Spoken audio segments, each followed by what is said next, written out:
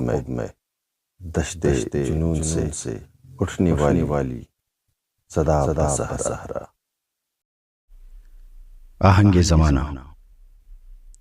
عزیز ساتھیو، انسان اپنے زمانے کے خوب گزشت اور نشیب و فراز سے لازمی طور پر متاثر ہوتا ہے۔ اس تاثر میں جو لوگ زمانے اور حالات سے مطابقت پیدا کر لیتے ہیں ان کی زندگی کسی حد تک سہولت سے گزرتی ہے، اور وہ کم از کم فکری تضاد کی اذیت سے محفوظ رہتے ہیں، گویا اپنا دامن سی لیتے ہیں، کسی طرح بھی جی لیتے ہیں۔ لیکن جو لوگ زمانے کے اطوار کو صحیح اور غلط کے پیمانوں سے ماپتے ہیں، حالات کی بے ضابطگی انہیں پریشان کر دیتی ہیں اور وہ ضمیر کی موافقت میں چلنے کو ترجیح دیتے ہیں، تو انہیں اپنے نقطہ نظر کی پل پل قیمت دینا پڑتی ہے۔ ان کی سماجی تعلقات، گھریلو حالات اور کاروباری زندگی کوئی زیادہ خوشگوار نہیں رہتی، جس کی نتیجے میں وہ عام لوگوں سے مختلف اور اجنبی بن کر تنہا رہ جاتے ہیں۔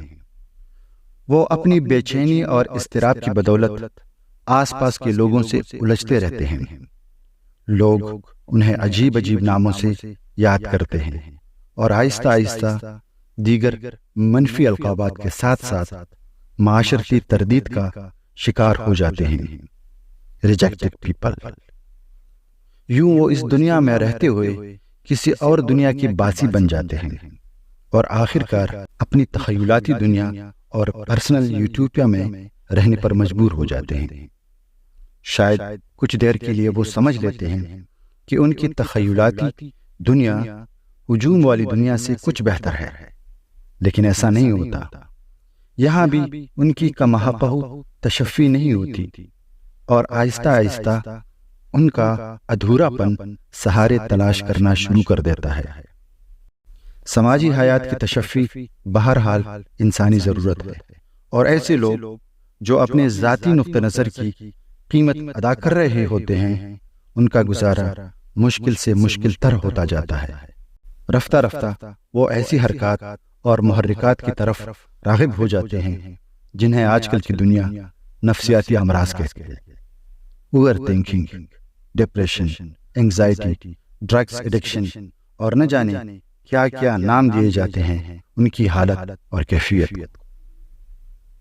عزیز ساتھیو، سکون کہیں بھی نہیں ہے، یا بالفاظ دیگر یہ کہیں کہ اس دنیا کا پیٹرن ہی سکون پہ نہیں بنایا گیا، لیکن چلتے چلتے، سہتے سہتے کہیں پہ جا کے رکنا تو پڑتا ہے، دم تو لینا ہوتا ہے نا، کہیں نہ کہیں تو کسی اپنے سے لپٹ جانا تو ہوتا ہے نا، کہیں تو آدم کو اپنے ہمزاد کی تب کی درکار ہوتی ہے تاکہ اگلی آفت اور امتحان کے لیے کمر بستہ ہو سکے، کسی نئی آزمائش کا سامنا کرنے کے لیے ہمت اکٹھی کر سکے۔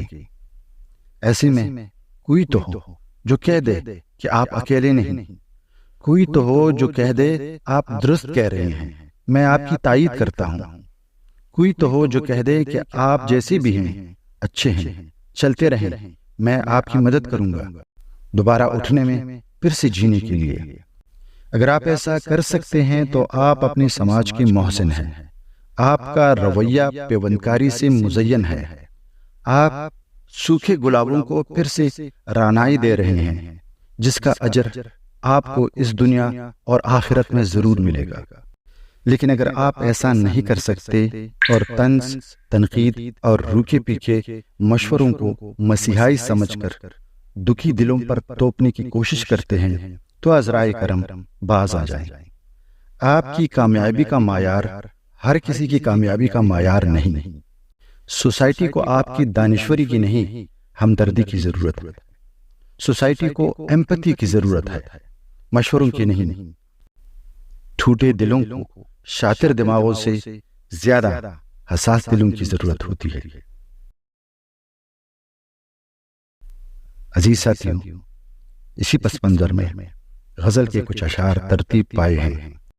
میں اپنے زمانے سے گم ہو گیا ہوں، میں اپنے زمانے سے گم ہو گیا ہوں، خود اپنے سرہانے سے گم ہو گیا ہوں۔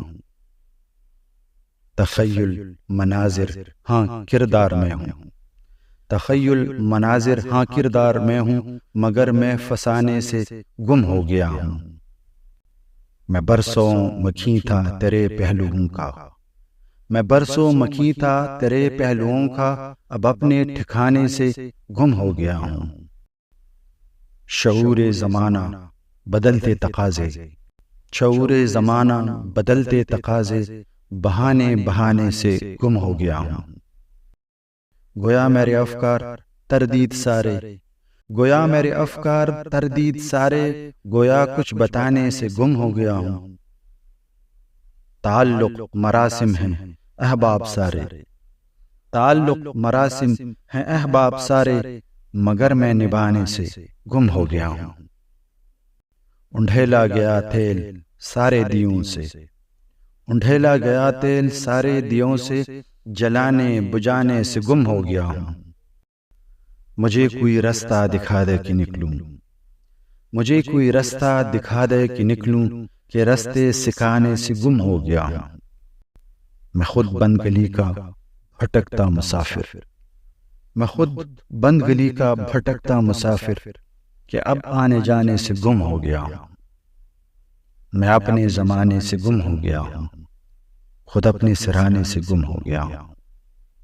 بہت شکریہ جی۔